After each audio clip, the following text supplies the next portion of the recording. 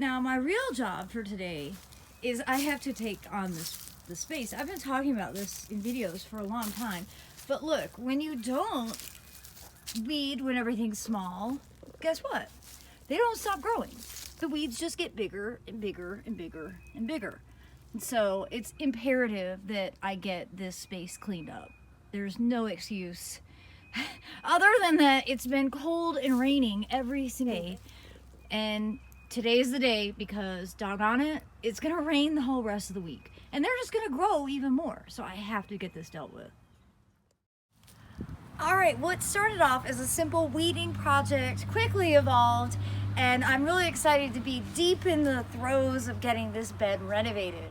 I've done a couple of things. I've gone ahead and removed the dwarf crepe myrtles, which were small, they were shrub-like, they just didn't have very good branching habit. So I moved those out into a more sunny border, and then I'm gonna scatter some seeds to fill in the open areas. That will help prevent more weed seeds from taking over. So I'm gonna do southern giant curled mustard and cilantro. And both of these will grow great, being sown now in early February. And in theory, they'll be able to be harvested in April. And I'll definitely let these go to flower to help benefit the pollinators and ultimately self-sow, so I won't have to sow these seeds again in the future. So now that the bed is all raked out, see, I concentrated all the sedum at the base of those hollies. That way I won't have to mulch those. And now what I've got is just this great exposed soil. This is, compost from years and years, 10 years this bed has been planted. I can just come through and scatter those seeds. They'll germinate in place and they'll act as a living mulch. So I think it's really important that in any stage in your landscape, you be critical of it and not be afraid to make changes.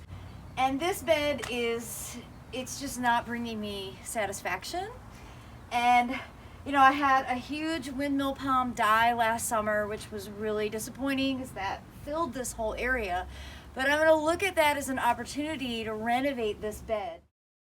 So the two things I'm gonna do today, I'm gonna take out this overgrown cryptomeria. That's an elegans nana. And I'm gonna get rid of that Salix Hackera nishiki that's planted behind it. It's just always kind of looked messy and overgrown. And I'm thinking that I would like to put in an Edgeworthia in place of that Salix, so that, I could have that beautiful kind of rounded shape with the silver buds, and then of course those fragrant yellow flowers right here adjacent to my door.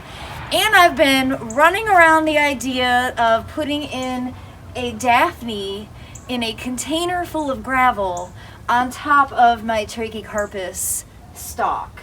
So that's right now what I have. It'll be really interesting to see when I start gathering plants what ends up happening in this bed, because usually what I think isn't what ends up being. But such is life.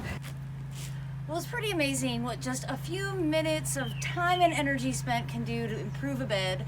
And I'm feeling really satisfied with how this looks right now, knowing that in a few weeks when I get to go plant shopping, I'm going to be looking specifically for some specimens to put in here, specifically a nice 3-gallon sized Edgeworthia.